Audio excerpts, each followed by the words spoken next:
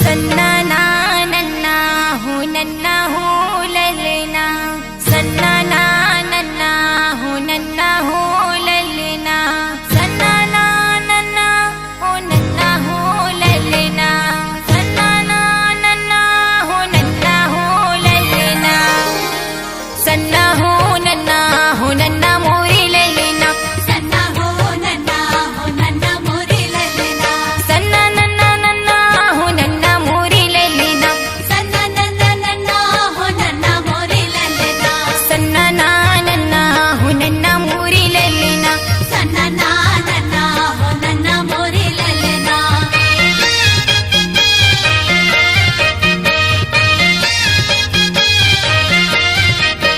पहिली सुमरनी मोर गुरु घासीदासला, बाबा घासीदासला मोर गुरु घासीदासला, गिरधपुरी मा जन्म धरे ललना, सत्य के पुजारी अमर होगे नामगा, गिरधपुरी मा जन्म धरे ललना, सत्य के पुजारी अमर होगे नामगा। सन्ना हो नन्ना मोरे ललना, सन्ना हो नन्ना मोरे ललना।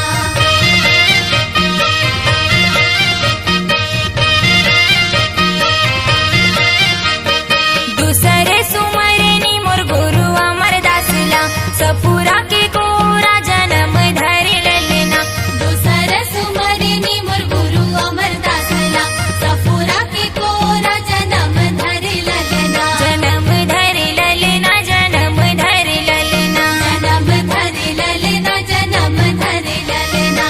सत्य नाम बानी सुनाई हवे जग में, सन्ना हो नन्ना मोरे ललना, सन्ना हो नन्ना मोरे ललना।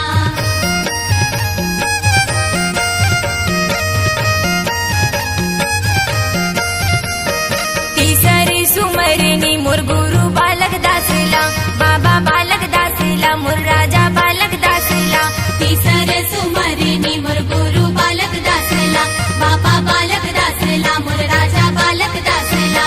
राजा सत्यधारी कहाए हवे ललना, सत्य नाम रावटी चलाए हवे ललना, सन्ना हो नन्ना मोरे ललना, सन्ना हो नन्ना मोरे ललना।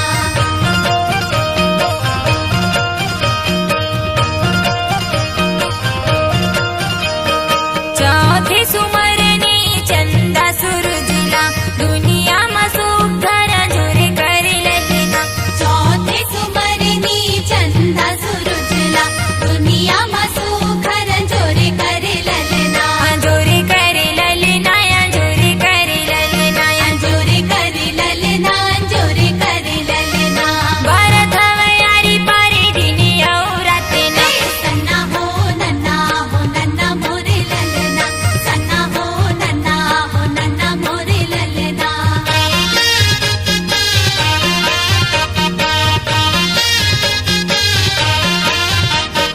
पल पल सुमरनी सतपुरुष साहिबला, सतपुरुष साहिबला हो सतपुरुष साहिबला, पल पल सुमरनी सत